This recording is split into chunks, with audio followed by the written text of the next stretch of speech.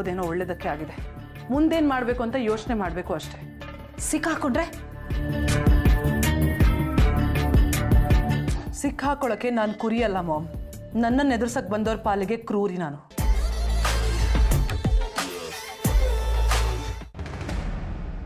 ಹೋಗಿ ಸರ್. ಅಲ್ಲ ಕಣೋ, ಏನು ಮಾಡಿದ್ಯಾ ನೀನು? ಮಾಡ್ದೆಲ್ಲ ಮಾಡಿ ಕೂತ್ಕೆ ತಂದಿದ್ಯಾ ನಿನ್ನ. ಒಂದು ನಿಮಿಷ. ಓ ನಮ್ಮು. ಹಲೋ ನಮ್ಮು. ಹಲೋ ರಜತ್. ಇಲ್ಲೇ ಮನೋಜ್ ಸಿಗಾಕೊಂಡಿದ್ದಾನೆ. ಸ್ಪೀಕರ್ಲಿದ್ಯಾ? ಮಾತಾಡು. Hello madam, how are you? ಆರಾಮಾ? ಆರಾಮಾಗಿರೋ ಕೆಲಸ ನಾವು ಮಾಡಿರೋದು ನೀನು. ಅಲ್ಲ, ಮದ್ವೆ ನಿಲ್ಸು ಅಂತ ಹೇಳಿದ್ರೆ ಮದ್ವೆ ಗಂಡಿನ ಉಸಿರೇ ನಿಲ್ಸಿದ್ಯಲ್ಲ, ಬುದ್ಧಿ ಇದೆಯಾ ನಿನ್ಗೆ? ಅಯ್ಯೋ ಮೇಡಮ್, ಹೊಡ್ದಿ ಸ್ವಲ್ಪ ಜಾಸ್ತಿ ಆಯ್ತು. ಹೋಗಿ ಹಾಕಿಸ್ಕೊಂಡ್ಬಿಟ್ಟ ಚೈಲ್ಡು. ಈ ಫೀಲ್ಡಲ್ಲಿ ಇದೆಲ್ಲ ಮಾಮೂಲು ಮೇಡಮ್. ಏನೇ ಆದ್ರೂ ನೀವು ಇದ್ದೀರಲ್ವಾ ನೋಡ್ಕೊಳಕ್ಕೆ ದೊಡ್ಡವರು. ಅಲ್ಲ, ಮಾಡೋದೆಲ್ಲ ಮಾಡ್ಬಿಟ್ಟು ಇವಾಗ ನನ್ನ ತಲೆ ಕಟ್ಟಕ್ ನೋಡ್ತಿದ್ಯಾ? ಈ ಐಡಿಯಾ ನಿಮ್ಮ ತಲೆಯಲ್ಲೇ ಹುಟ್ಟಿದ್ದಲ್ವಾ ಮೇಡಮ್? ನಾನು ಬೇರೆ ಅಲ್ಲ, ನೀವು ಬೇರೆ ಅಲ್ಲ. ನನ್ಗೇನಾಗುತ್ತೋ ಅದೇ ನಿಮ್ಗಾಗೋದು. ನೀವು ನನ್ನ ಕೈ ಬಿಡಲ್ಲ ಅನ್ನೋ ನಂಬಿಕೆ ಇದೆ ಮೇಡಮ್. ಸರಿ, ನೀನು ಇವಾಗ ಎಬ್ಸ್ಕೊಂಡಾಗು. ಒಂದು 5 ದಿನ ಯಾರ ಕಣ್ಣಿಗೂ ಕಾಣಿಸ್ಕೊಳಕ್ ಹೋಗ್ಬೇಡ. ಅಷ್ಟು ದಿನದಲ್ಲಿ ನಾನು ನಿನಗೆ ಶ್ರೀಲಂಕಾ ಹೋಗೋ ಎಲ್ಲ ವ್ಯವಸ್ಥೆಗಳನ್ನ ಮಾಡ್ಕೊಡ್ತೀನಿ. ನೀನು ಒಂದ್ಸಲ ಈ ದೇಶ ಬಿಟ್ಟು ಹೋದ್ರೆ ಎಲ್ಲಾನು ಸರಿ ಹೋಗುತ್ತೆ. ಹಾ, ಫಾರಿನಾ? ನಾನು ರೆಡಿ. ಇವತ್ತೇ ಎಸ್ಕೇಪ್ ಆಗಿ ನಿಮ್ಗೋಸ್ಕರ ಕಾಯ್ತಾ ಇರ್ತೀನಿ ಮೇಡಮ್. ಫಾರಿನಾ? ಇಲ್ಲ ಇರೋ, ನಿಂತ್ಕೋ ಇಲ್ಲೇ. ಅಳ್ಳಾಡ್ಬೇಡ ನಮ್ಮು, ಅಳ್ಳಾಡ್ಬೇಡ. ಹಲೋ ನಮ್ಮು, ಒಂದು ನಿಮಿಷ. ನಮ್ಮು, ನಿನಗೇನು ತಲೆ ಕೆಟ್ಟಿದ್ಯಾ? ಅವನಂತ ಎಡವಟ್ಟು ಮಾಡಿದ್ದಾನೆ. ನೀನು ನೋಡಿದ್ರೆ ಅವನಿಗೆ ಫಾರಿನ್ಗೆ ಏನು ಟ್ರಿಪ್ ಕಳಿಸ್ತಾ ಇದೆಯಾ? ಅವನು ಒಳಗಡೆ ಹೋದ್ರೆ ಸುಮ್ಮನೆ ಇರ್ತಾನೆ ಅಂತ ಅನ್ಕೊಂಡಿದ್ಯಾ? ಅವನು ಜೈಲಿಗೆ ಹೋದ್ರೆ ಮೊದಲು ತೆಗೆಯೋದು ನಿನ್ನ ಹೆಸರು. ಅದಕ್ಕೆ ಈ ಪ್ಲಾನ್ ಮಾಡಿರೋದು. ಮೊದಲು ಅವನ್ನೆಲ್ಲ ಡಾಕ್ಯುಮೆಂಟ್ಸ್ನ ರೆಡಿ ಮಾಡು. ಸರಿ, ಓಕೆ. ಆಹಾ, ಏನ್ ಅದೃಷ್ಟ! ಈ ತರ ಒಂದಿನ ಫಾರಿನ್ಗೆ ಹೋಗ್ತೀನಿ ಅಂತ ಕನ್ಸಲ್ ಅನ್ಕೊಂಡಿರ್ಲಿಲ್ಲ. ಆ ರಾವಣ ಸೀತೆನ ಎತ್ಕೊಂಡು ಲಂಕೆಗೆ ಹೋಗಿದ್ದ. ಆದ್ರೆ ಈ ಮನೋಜ 5 ದಿನ ಪವಿತ್ರನ ಮದುವೆ ಆಗಿ ಶ್ರೀಲಂಕಾಗೆ ಹೋಗಿ ಸೆಟ್ಲ್ ಆಗ್ಬಿಡ್ತೀನಿ.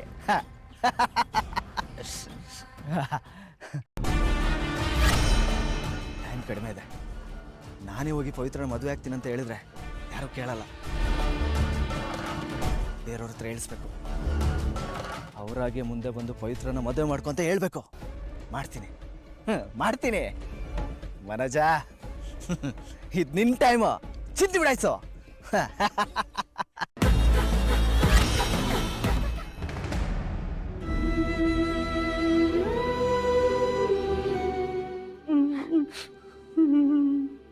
ರೀ, ಇವ್ರೆಲ್ರೂ ಆಳ್ಕೊಂಡು ಕುಂತಾರ. ನನಗೆ ನೋಡಿದ್ರ ಹೊಟ್ಟೆ ಹಸಿಯಾಕತ್ತೈತಿ. ಇವ್ರು ಯಾವಾಗಳು ನಿಲ್ಲಿಸ್ತಾರೋ, ನಾನು ಯಾವಾಗ ಊಟ ಮಾಡ್ತೀನೋ ಗೊತ್ತಾಗ್ತಾನೆ ಇಲ್ರಿ. ಒಂದಿನ ತಡ್ಕೋ, ಏನು ಆಗಲ್ಲ.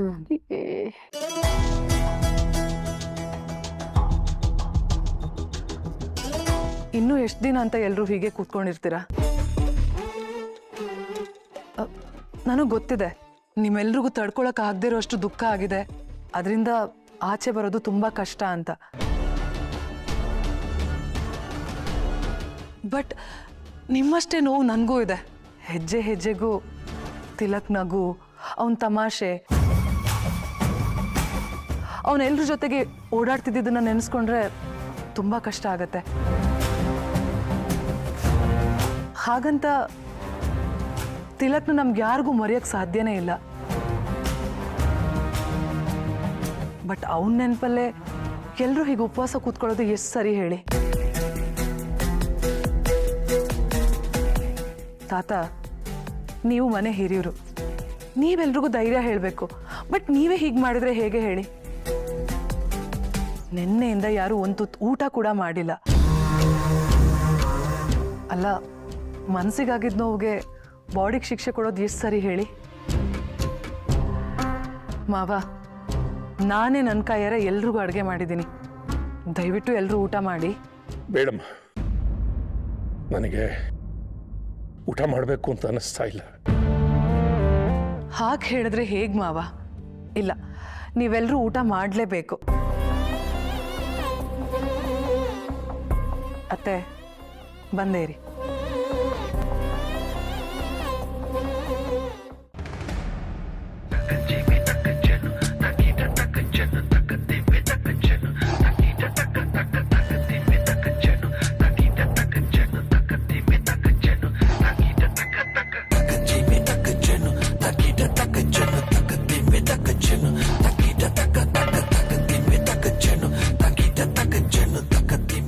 ಅತ್ತೆ ಪ್ಲೀಸ್ ತಿನ್ನಿ.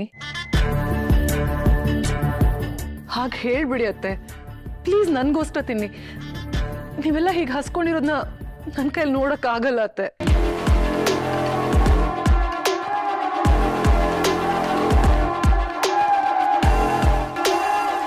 ನಾನು ಹೇಗೆ ತಿಂದಿನ ಅಮೃತ?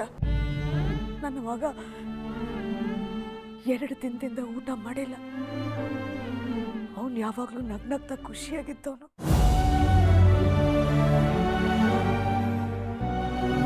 ಅವನನ್ನು ಉಪವಾಸ ಬಿಟ್ಟು ನಾನು ಹೇಗೆ ತಿನ್ನಕ್ಕಾಗತ್ತೆ ಹೇಳು? ಬೇಡ. ಅವನು ಎಲ್ಲಿದ್ದಾನೋ, ಹೇಗಿದ್ದಾನೋ ನನ್ನ ತಿಲಕ್.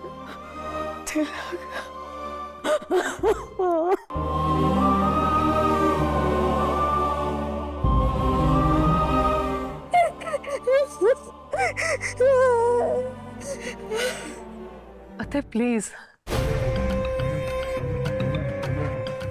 ತಿಲಕ್ ಮೊನ್ನೆ ನಿಮ್ಗೆಲ್ಲ ಕೈ ತುತ್ತು ಕೊಟ್ಟು ಊಟ ಮಾಡಿಸಿದ್ ನೆನಪಿಲ್ವಾ ನಿಮ್ಗೆ ಅತ್ತೆ? ನೀವೆಲ್ಲ ಹೀಗೆ ಹಸ್ಕೊಂಡು ಕೂತಿರೋದು ಅವನು ಖಂಡಿತವಾಗ್ಲೂ ಇಷ್ಟ ಆಗಲ್ಲ. ಅದಕ್ಕೆ ನಾನೇ ನನ್ನ ಕೈಯಾರ ಅಡುಗೆ ಮಾಡ್ಕೊಂಡು ಬಂದಿದ್ದೀನಿ. ಪ್ಲೀಸ್ ತಿಲಕ್ಗೋಸ್ಕರ ತಿನ್ನಿ ಅತ್ತೆ. ಅತ್ತೆ ಪ್ಲೀಸ್.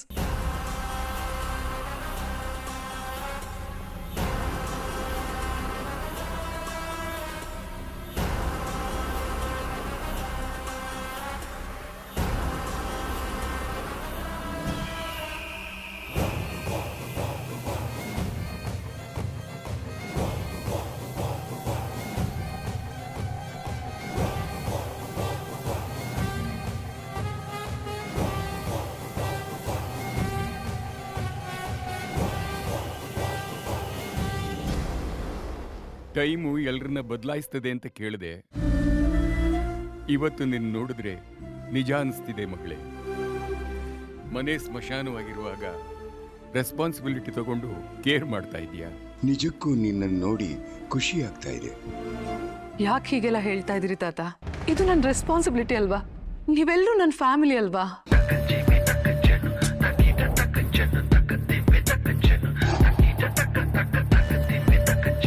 ಅಯ್ಯೋ ತಿನ್ನಿ ಅತ್ತೆ. ಒಂದು ತುತ್ತು ತಗೊಳ್ಳಿ. ಬೇಡ ನಮ್ರತ.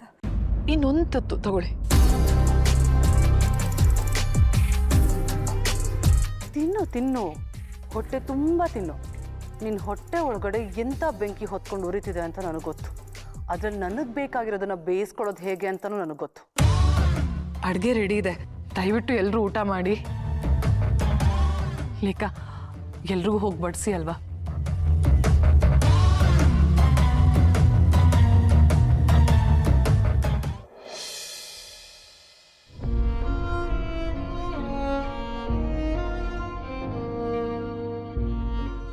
ಸ್ವೀಟ್ ಅಮ್ಮಂಗೆ ಸ್ವೀಟ್ ಪಾಯಸ. ಆನು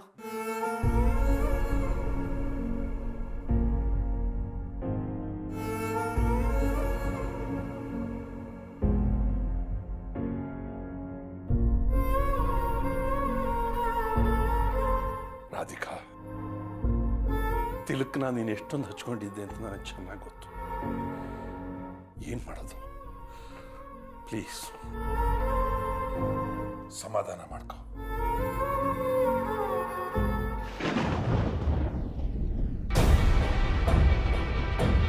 ಮಾತಾಡ್ಬೇಡಿ ನೀವು.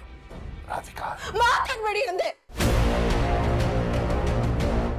ಮಾತಾಡ್ಬೇಡಿ. ತಂದೆ ತಾಯಿ ಮಾಡಿರೋ ಪಾಪಗಳು ಮಕ್ಕಳು ಕುತ್ತಿಗೆಗೆ ಸುತ್ತತ್ತೆ ಅಂತ ನಾನು ಕೇಳಿದ್ದೆ. ಆದ್ರೆ ನನ್ನ ಜೀವನದಲ್ಲಿ ಅದನ್ನ ಈಗ ನೋಡಿದೆ.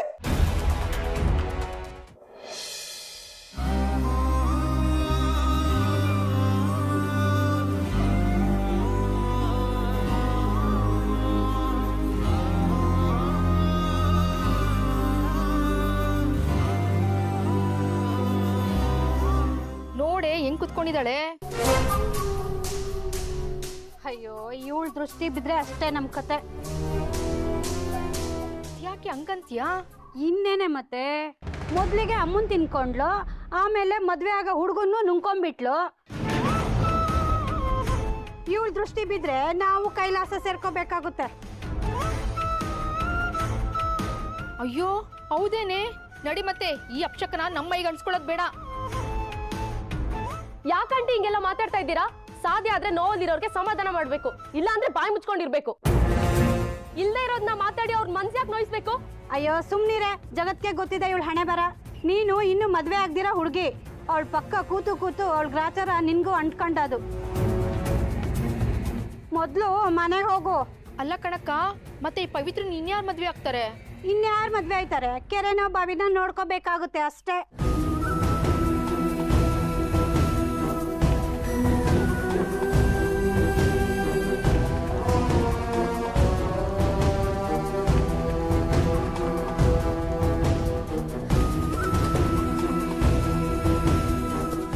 ಪವಿ ಪವಿ ನಿಂತ್ಕೊಳ್ಳೆ.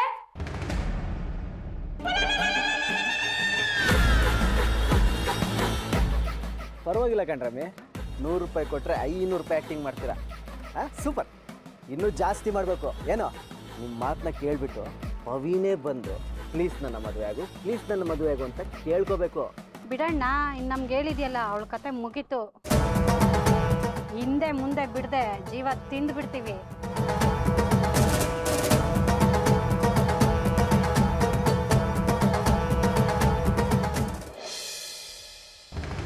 ನೀವ್ ಮಾಡಿರೋ ಅನಾಚಾರಗಳೆಲ್ಲ ತಿಲಕ್ ಕುತ್ತಿಗೆ ಸುತ್ತಕೊಂಡು ಇವತ್ತು ಜೀವ ತಗೊಂಡಿದೆ.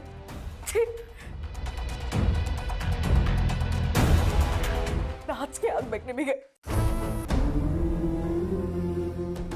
ಅದನ್ನೆಲ್ಲ ಮನ್ಸಿಗೆ ಹಚ್ಕೋಬೇಡಿ. ನೋವು ಅವ್ರ ಹತ್ರ ಈಗೆಲ್ಲ ಮಾತಾಡಿಸ್ತಾ ಇದೆ.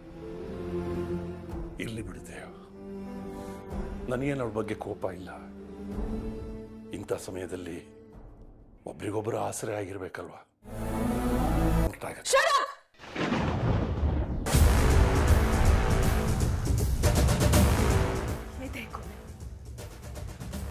ನನ್ನ ಮಗನ್ ಬಲಿ ತಗೊಂಡು ಆ ರಾಕ್ಷಸಿ ಹೆಸರು ಈ ಮನೆಗೆ ಯಾರು ಎತ್ತಬಾರ್ದು, ಯಾರು ಎತ್ತಬಾರ್ದು. ಈಗಲ್ಲ, ಮುಂದಿನ 7 ಜನ್ಮದಲ್ಲೂ ನಾ ಪಾಪಿ ಕ್ಷಮಿಸೋದಿಲ್ಲ. ನನ್ನ ಮಗನ್ ಕಿತ್ಕೊಂಡೋಳು, ನನ್ನ ಪಾಲಿನ ಶತ್ರುವಳು. ಆ ಹುಡುಗಿ ಬಗ್ಗೆ ಈ ಮನೆಯಲ್ಲಿ ಯಾರು ಉಸಿರೆತ್ತ ಹಾಗಿಲ್ಲ. ನಾನು ಹೇಳಿದ ಅರ್ಥ ಆಯ್ತು ಅಂತ ಅನ್ಕೋತೀನಿ.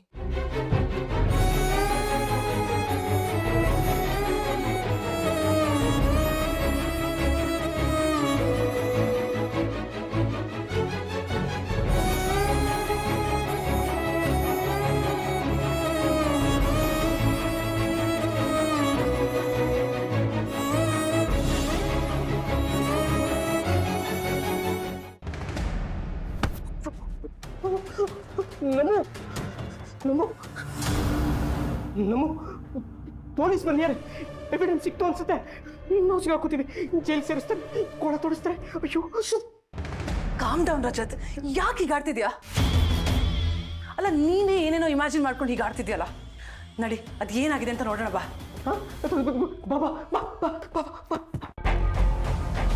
ನನಗೆ ಗೊತ್ತು ಸರ್, ನೀವೆಲ್ಲರೂ ತುಂಬ ನೋವಲ್ಲಿದ್ದೀರಿ ಅಂತ.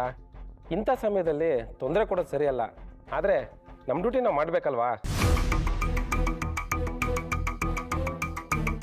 ಅಲ್ಲದೆ ನಮ್ರತಾ ಮೇಡಮ್ ಅವರೇ ಬಂದು ಈ ಆಕ್ಸಿಡೆಂಟ್ನಲ್ಲಿ ಅನ್ಯೂಶುವಲ್ ಆದದ್ದು ಏನಾದರೂ ಇದ್ದರೆ ಪ್ಲೀಸ್ ಫೈಂಡ್ ಔಟ್ ಮಾಡಿ ಅಂತ ಕೇಳ್ಕೊಂಡ್ರು.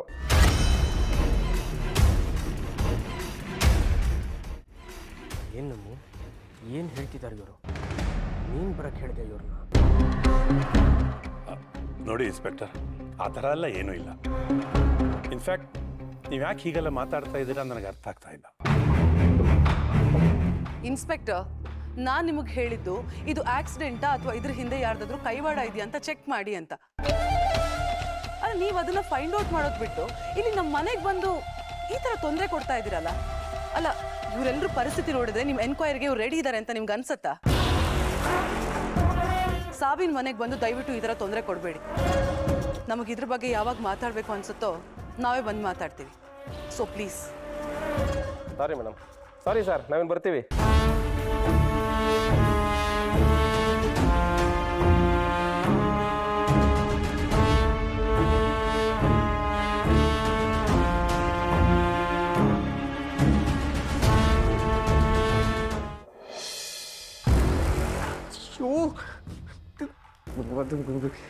ಶುಭ ನುಡಿಯೋ ಸೋಮ ಅಂದ್ರೆ ಗೂಬೆ ಕಾಣ್ತಾಳೋ ಮಾಮ ಅಂತ ಪೊಲೀಸ್ ಬೇರೆ ಬಂದು ಹೋಗಿದ್ದಾನೆ.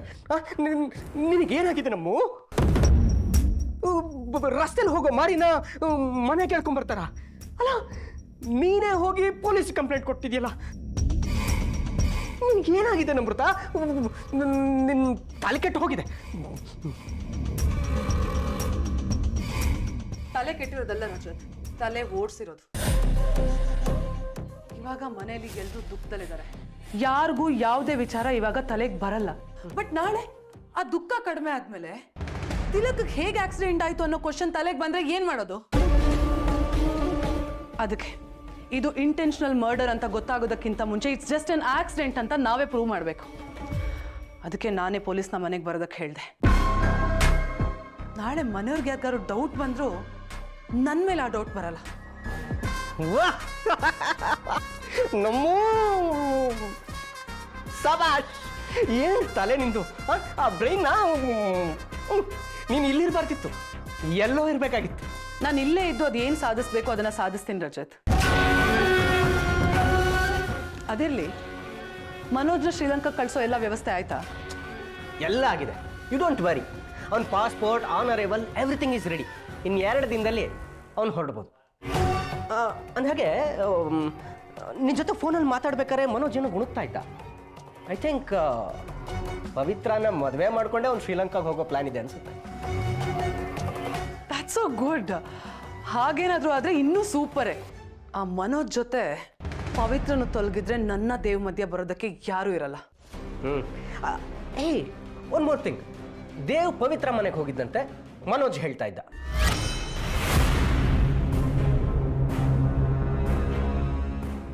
ವಾಟ್?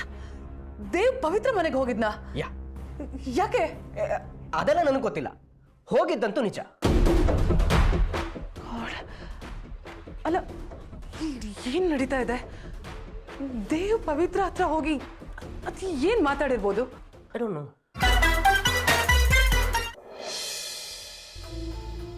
ನಮ್ಮ ಕರ್ತವ್ಯ ನಾವು ತಪ್ಪದಂಗೆ ಆಗ್ತದ್ರಿ. ಖರೇನಾ ತಿಲಕ್ ಹೋಗಿರೋದು ನಮ್ಮೆಲ್ರಿಗೂ ಸಿಡ್ಲು ಬಡ್ದಂಗೆ ಆಗದ.